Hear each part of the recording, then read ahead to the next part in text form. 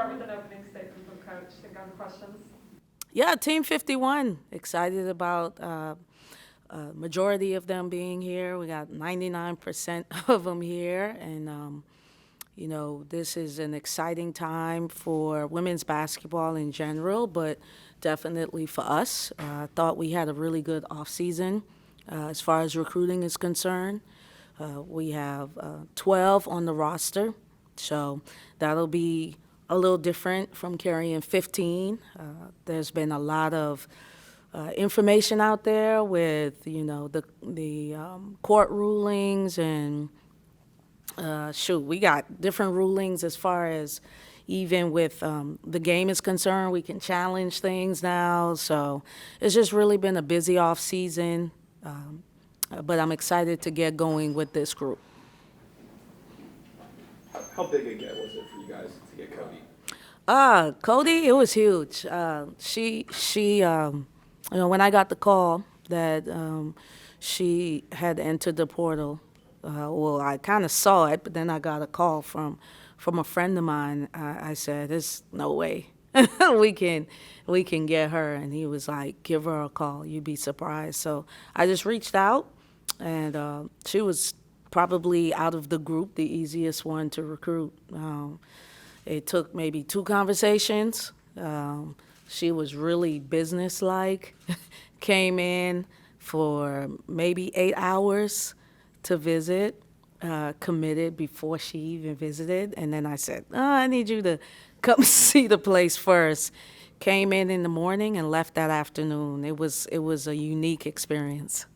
Did you have any prior relationship, or No. what made it click so well between you and her personally? Yeah, absolutely not. I knew of Cody, of course. I mean, she's well known, but no relationship, like not even recruiting out of high school. It was pretty much, just, hey, this is what we have to offer here. This is what we think, how you can help us. This is how we can help you. It was a pretty, straight shooting. They didn't have to sell a lot of dreams. I mean, that's what I love about the portal. Most times you're dealing with older players. They don't need the whole, you don't have to sell them a dream. You just really have to be honest. And if it's something that interests them, they'll buy in. This whole class as a whole seemed to come together real fast after the whole season. Could you sense that, or is it just kind of how it felt? Well, I mean, obviously we've had experience in the portal, so, I mean, it moves pretty quickly. Sometimes too quick for my liking, because you kind of jump in there and it's like a box of chocolates. You don't really know what you're going to get, but you have to move quick because it's very competitive. And, we had a really good season, so we wanted to capitalize off of that. As far as knowing who we would be able to get, that's the part I don't like. You don't know until they go into the portal. So it's, and then the portal was open while we were playing. So we were working and preparing for UCLA, but we were also in the portal recruiting as well. What have you seen just off the court, locker room, Yeah. Sierra, but Christine as well, as maybe kind of welcoming and being now leaders, because there's more new than old, I guess, on this roster? Yeah, well, everyone kind of just came, so I hadn't really been able to see a lot yet. We did have a meeting yesterday, and this is a very mature group. We only have 1 freshman. As far as leadership is concerned, I'm going to kind of let that evolve in the space. I mean, Sierra, Christine, they're fairly new as well. So, and then Jador, due to injuries, hadn't played a lot. So it's almost like we're dealing with a brand new team, if I'm being fair. I mean, Sierra understands the league, and Christine does, but this is really a revamp as far as the roster is concerned. But I always say we don't rebuild, we reload. So I feel pretty good about the group. But as far as like who's going to be the leader, who's going to step up, that kind of stuff, that still remains to be seen. What do you kind of hope to see out of Desiree in the summer? Yeah, well, Desiree is the one that is not here yet because she had to finish an academic requirement at her old school. So she will be out for the summer, and then she'll be here for the fall. So she's the one that's not here. Everybody else is here. But what I love about her is her height. We needed some stuff. We could have used her versus UCLA and Jador. So she has great height. So really excited about her. With Lauren Jacobs, obviously the one freshman you Yeah, brought in. yeah. I mean, I know it's early, but how much are you expecting from her? Yeah, I expect a whole lot from Lauren. I mean, it's not early for her because we've been recruiting her for a year. That's what you get when you get to go after a freshman. You kind of had a chance to really spend time with them and build relationships with them.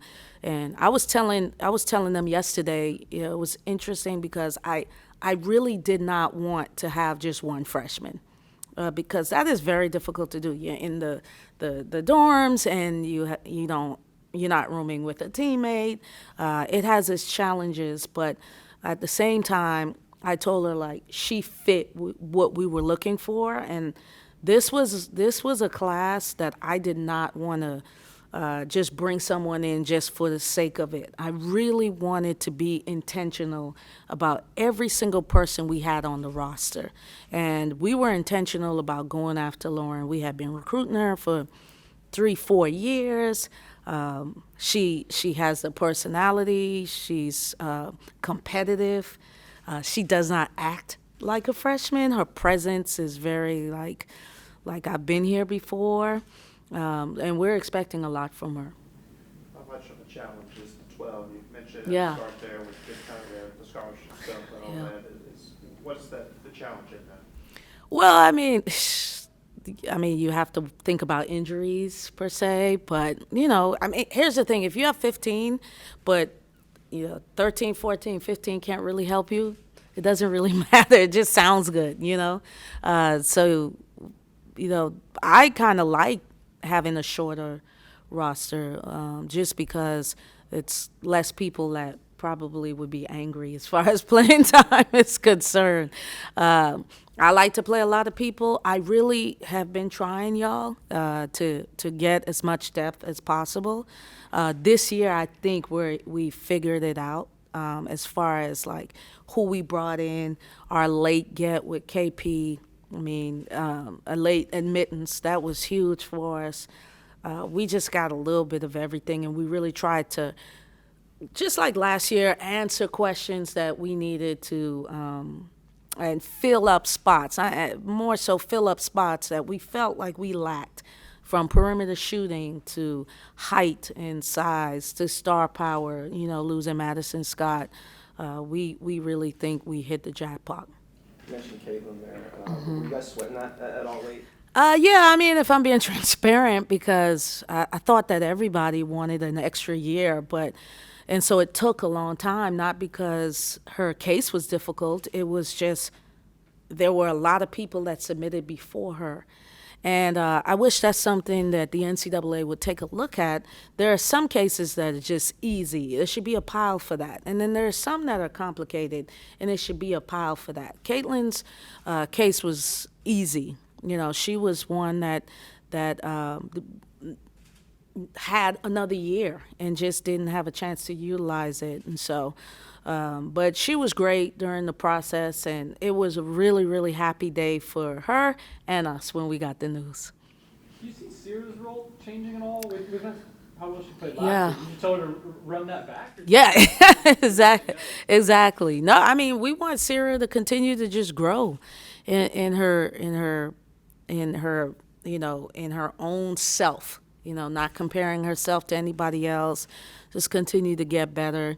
We're appreciative that she's still here with the transfer portal. She could have left us, and it was a little fight there at one point. It shouldn't be, but it was. But she remained loyal and believes in what we're doing, and I expect her to naturally just have a better year. From freshman to sophomore, it's just a natural part of evolution. She knows what to expect. She looks great. She had one workout with Coach Jake, and he said, she looks like she's ready to have another great year. So excited about getting out there with her today. I know there's there's 2 games out, the ACC game, and I think Yeah. Cherokee and the Table Uh-huh. put out some of their teams. Yeah. One of them. How is the rest of your non-conference schedule shaping up? Well, it's shaping up. It's been a little bit of a challenge. As soon as we started announcing our commitments, we kind of got dropped here and there. So at one point we thought we were done, and then we got KP, and some people changed their minds. So we're still trying to button up the schedule, but it's coming on pretty well. Now, we're not opening up in Paris, but we'll have a pretty competitive non-conference schedule. One of the things we want to do is play as many games as possible. I think this team will need to play through their mistakes, and so we have as many games as we can play in the non-con to prepare us for conference play, which we all know is pretty brutal. Are you starting to get those conversations more, maybe the schedule and teams you would like to face as you develop this program? Yeah, I mean, I would have loved to be invited to that NIL tournament. So I think they're getting big money for that, and everyone knows nowadays, money talks. And so, I think we're definitely there was a period where I think maybe in year 6, people were like didn't want to lose to us, but at the same time didn't want to play us. Because if they lost to us, it wasn't really like a great loss. And then last year, I mean, we took the gloves off and we played whomever, wherever, and I thought that paid off. At one point, I was like, never again. But then, when I saw the net ranking and our seeding, it was hard to argue that it didn't make a lot of sense. This year, I think we have now become the team that people don't mind losing to. Now, I think when you schedule, you play a team to win, but it's a good loss if we beat you, and it's a great win if you beat us. So I think our program is at that space where now we're respected. We'll see how the rankings go. So, but people know that we have a pretty talented squad. Any more questions? Okay, thank you. Thank you.